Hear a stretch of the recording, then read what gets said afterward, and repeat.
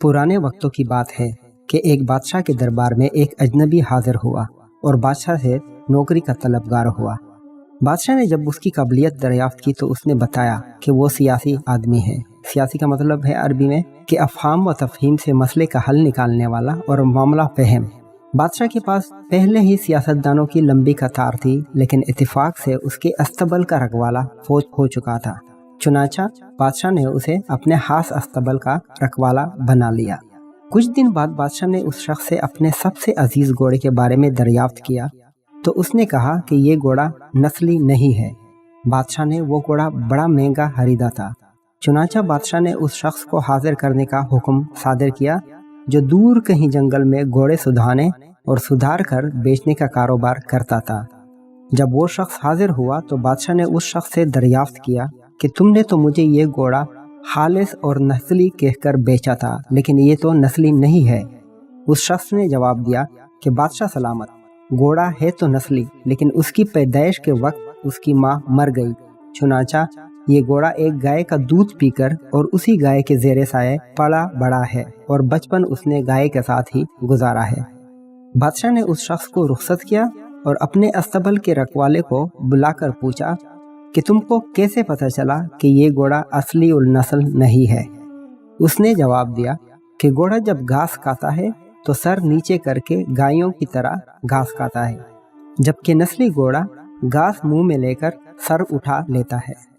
बादशाह उसकी फरासत से खासा मुतासिर और हैरान हुआ और उसके घर में अनाज, घी, बुने दुम्बे और परिंदों का आला गोश्त बतौर इनाम भिजवाया। इसके साथ उसको अपनी बेगम के महल में तैनात भी कर दिया। कुछ अरसा गुजरने के बाद उसने अपने मसाहिब से अपनी बेगम के बारे में राय मांगी तो उसने जवाब दिया कि इसके तौर अतवार तो मलका जैसे हैं, लेकिन शहजादी किसी बादशाह की बेटी नहीं है। ये सुनकर बादशाह के पैरों तले से जमीन निकल गई, क्योंकि उसकी बीवी एक बादशाह की बेटी थी। बादशाह ने अपने हवास दुरुस्त किए और अपनी सास को बुलाया और मामला उसके गोश गुजार किया। बादशाह की सास ने उससे जवाब दिया कि हकीकत यह है कि तुम्हारे बाप ने मेरे मियाँ से हमारी बेटी की पैदाइश पर ही उसका रिश्ता मांग लिया था, लेकिन हमारी बेटी 6 माह की उम्र में फौत हो गई। चुनांचे हमने तुम्हारी बादशाहत से करीबी ताल्लुकात कायम रखने के लिए इस बच्ची को अपनी बेटी बना लिया और उसकी परवरिश करके तुम्हारे साथ उसकी शादी कर दी। बादशाह ने मसाहिब से दरियाफ्त किया कि तुमको कैसे पता चला कि मेरी बीवी शहजादी नहीं है। उसने कहा कि इसका सलूक खादमों के साथ ठीक नहीं और बादशाह इस तरह नहीं करते। बादशाह अपने मसाहिब की फरासत से मजीद मुतासिर हुआ और बहुत सा अनाज और भेड़ बकरियां बतौर इनाम इस मसाहिब को दी और उसके साथ उसे अपने दरबार में तैनात कर दिया। कुछ अरसा गुजरने के बाद उसने अपने इसी मसाहिब से अपने बारे में दरियाफ्त किया। मसाहिब ने कहा कि अगर जान की अमान पाऊं तो अर्ज करूं। बादशाह ने उसकी जान की अमान का वादा किया तो उसने कहा कि तुम हो तो बादशाह, लेकिन ना तुम बादशाह के बच्चे हो, ना तुम्हारा चाल चलन बादशाहों जैसा है।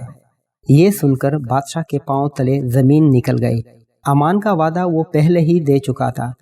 चुनाचा वो इस गुत्थी को भी सुलझाने अपनी वालदा के महल जा पहुंचा ताकि पता चले कि माजरा क्या है। उसकी वालदा ने उसकी बात सुनकर कहा कि हाँ, तुम बादशाह के नहीं बल्कि एक चरवाहे के बेटे हो। बादशाह ने मसाहिब को बुलाया और उससे पूछा कि तुम्हें कैसे पता चला कि मैं बादशाह का बेटा नहीं हूँ। मसाहिब ने बादशाह को जवाब दिया कि बादशाह जब किसी को इनाम व इकराम दिया करते हैं तो हीरे मोती और जवाहरात की शक्ल में देते हैं, लेकिन तुम जब भी किसी को इनाम व इकराम से नवाजते हो तो अनाज और भेड़ बकरियां और खाने पीने की चीज़ें इनायत करते हो। ये असलूब किसी बादशाह के बेटे का नहीं बल्कि किसी चरवाहे के बेटे का ही हो सकता है।